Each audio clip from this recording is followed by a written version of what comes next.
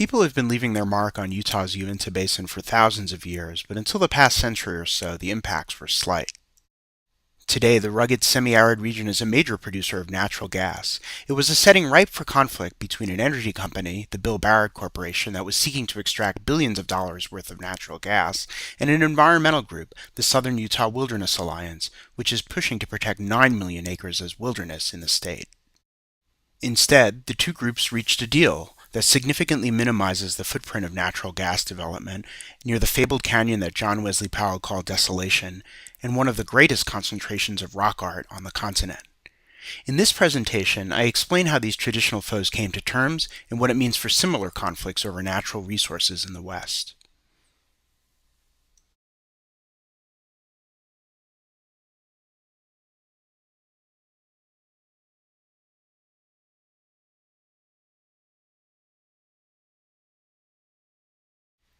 The David and Lucille Packard Foundation, one of the funders of the Southern Utah Wilderness Alliance, or SUA for short, asked me to look into the deal and report back on lessons learned.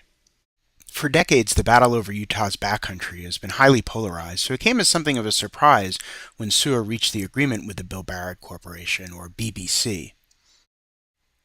The setting was Utah's Carbon County, in the northeast corner of the state, about 3 hours from Salt Lake City. Now, they weren't kidding when they named it Carbon County, circled here in red. You can see that there are plenty of oil and gas leases, as well as coal found in the county. There's even some newer fossil fuels like tar sands. The county is located at the northern edge of the Colorado Plateau, which itself is centered around the Four Corners. The Plateau is one of Packard's grant-making priorities, and it's home to a tremendous concentration of national parks and monuments, and it's also extremely biologically diverse. Here you can see some of the various sections of the Colorado Plateau. The SUA BBC deal took place in the Uintah Basin, which is named for the ancient lake that once occupied the area. The Uintah Basin is well known to both geologists and energy companies because of its great potential for hydrocarbons. It's home to two types of natural gas, shale gas and tight gas. Natural gas is playing an increasingly important role here in the U.S., and analysts are heralding the onset of a golden age for the fuel throughout the world. In the U.S., we added hydropower and coal-fired power plants throughout the 20th century, many of them on the Colorado Plateau, but more recently there's been a big spike in the use of natural gas. Some renewable sources like wind are also picking up steam. America is using more and more natural gas, not only during the winter to heat homes and businesses, but really throughout the year as a critical energy source.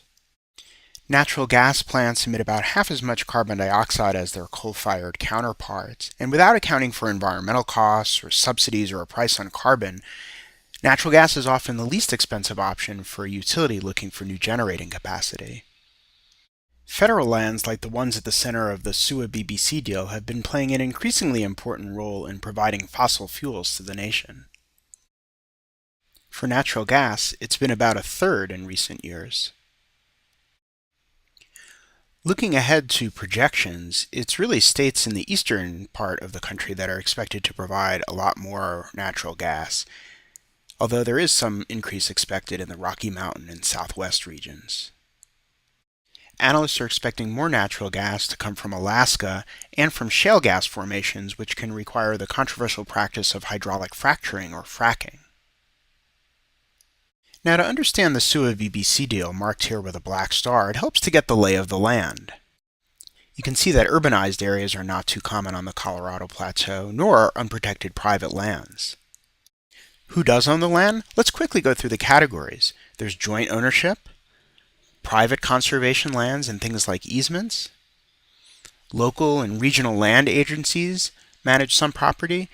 State land is especially important in the West. Often these parcels were given to states by the federal government as they were admitted to the Union. They're often in a checkerboard pattern. In the Colorado Plateau region, tribal land is extremely important. But clearly the biggest player is the federal government. Here you can see all of the different federal agencies represented in one color, green. But let's break it down further. Some big chunks are managed by the Departments of Defense and Energy. There's also national wildlife refuges, which are managed by the Fish and Wildlife Service. Of course, our national parks, as well as the national forests. But the biggest player in the West is the U.S. Bureau of Land Management. It's the biggest federal landowner by far, and most of its holdings are in the West. So let's zoom into the region and take a closer look. The first category is what you might call general BLM land. What looks like a path going through southern Wyoming and northern Utah is actually the route of the Transcontinental Railroad and shows where the federal government gave away property to entice railways to build the line. The BLM also has some wilderness areas, but not many. There's also a smattering of conservation areas, recreation areas, areas of critical environmental concern, plus national monuments, many of them created during the Clinton administration. This category, wilderness study areas, is what's at the heart of the BBC SUA deal. These are areas that the BLM has decided have wilderness characteristics, and they're supposed to be managed as such until Congress acts. These WSAs, as they're known, are kind of like de facto wilderness areas. This graphic summarizes the BLM's holdings in a couple of western states. You have the general BLM, a smattering of full-fledged wilderness areas, the WSAs, and then a final category, citizen-proposed wilderness areas outside of the WSAs. The last category includes lands that groups like SUA are trying to protect in Utah. Here are the BLM's holdings in the state and SUA's 9 million acre proposal, the America's Red Rock Wilderness Act. Let's add in some of the other landowners. There's the National Park Service, the U.S. Forest Service, the U.S. Fish and Wildlife Service, the Departments of Defense and Energy, and tribal land. One final layer, state trust land, which is often interspersed with the BLM land. It's a complicated mosaic, even more so because the battle over Utah's wilderness is played out county by county, ever since Washington County in the southwest corner of the state adopted its own lands bill. There's also been talk of San Juan County in the southeast corner of the state adopting something similar, Grand County, home to Moab, Emery County, even Little Paiute County, which has a lot of Forest Service land.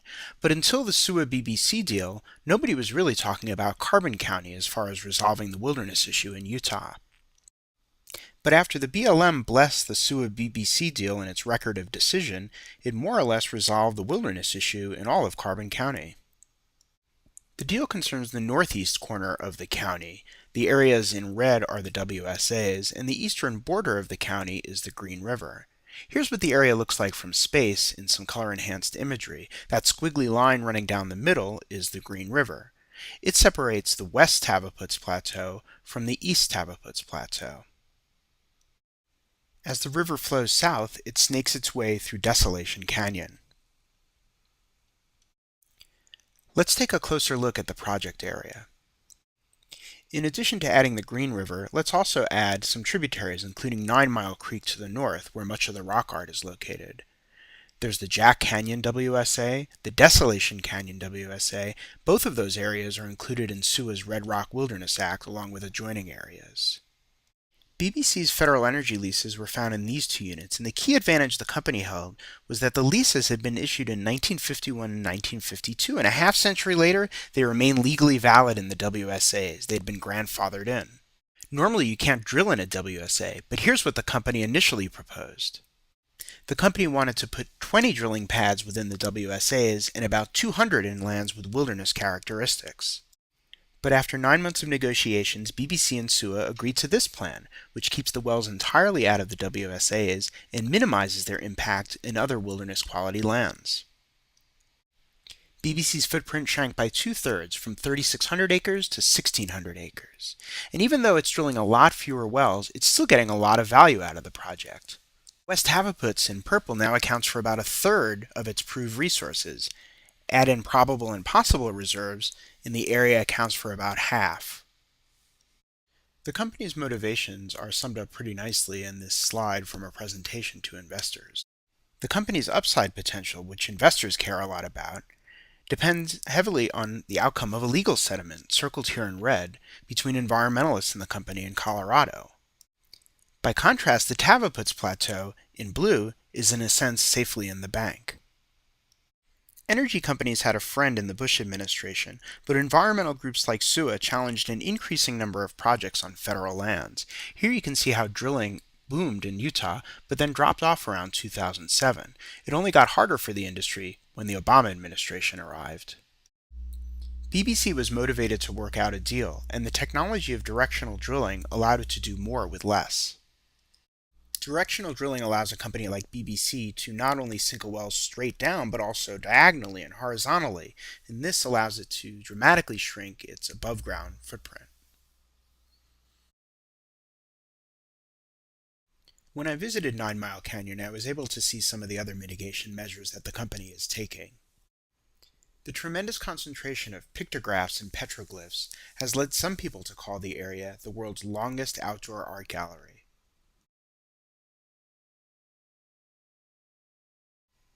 This is one of the most famous panels. It's known as the Great Hunt. The rock art is so common that you can see it while driving down the dirt road that goes along the bottom of the canyon. The canyon itself is scenic, but it's hardly pristine. For more than a century, there's been farming and grazing here. The drilling takes place up on the plateau, but in the bottom of the canyon there is some oil and gas infrastructure. You see signs noting that a special dust suppressant is being used, and warnings to workers that if they drive too fast, they can be fired.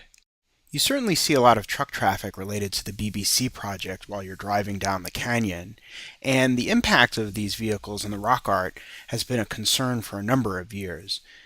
The dust can actually cause the rock art to flake away and erode. The trapezoidal body shapes has led many experts to attribute the rock art to the Fremont culture, which lived about 1,000 years ago. Animals are a common theme, and in the upper left of this panel you can see a bison which the indigenous people hunted on the nearby plains. That night I camped on a ridgetop, and the area still has a very rugged, remote, isolated feel to it.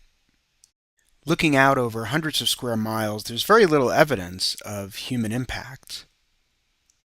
During the day, the drilling rigs associated with the BBC project were visible, but it really wasn't until nighttime that the brightly illuminated towers stood out. The next morning, at an overlook above the Green River, I met with Sua's Ray Bloxham. We looked out over 9 Mile Canyon, and he was able to show us some of the areas that had been protected by the deal, as well as the parts of the West Havaputz Plateau that will be developed. The next morning we headed to the Vernal, Utah airport for an overflight of the area. Viewing the area from above was helpful in terms of getting a sense of scale. This ribbon of green is the bottom of 9 Mile Canyon, and here you can see the beginnings of the BBC project with one of their drilling rigs up on Peters Point. As we flew around the area, you could see that in some places the oil and gas development was right up to the edge of canyons, and the impact on recreational users on the Green River and other parts of the area were a critical part of the negotiations. This is the White River, where there's quite a bit of oil and gas development, but it wasn't until we flew over the tribal lands of the Uintah and Ure reservation that you could see a tremendous amount of hydrocarbon development. Companies like BBC are having a hard time getting approval on federal land, so some of the activity is moving to tribal property. So what are the lessons for philanthropy? First, leverage is absolutely crucial if a group like SUA is going to motivate a company like BBC to come to the table. Second, technologies like directional drilling can sometimes allow there to be an easier balance between economic development and environmental protection. Third, GIS mapping can allow both sides to operate from a common set of facts. And finally, fourth, patience, because sometimes these deals take a long time to work out. If you'd like to read the written evaluation that accompanies this slideshow, please visit this website. You can also email me with comments or questions. Thank you for watching.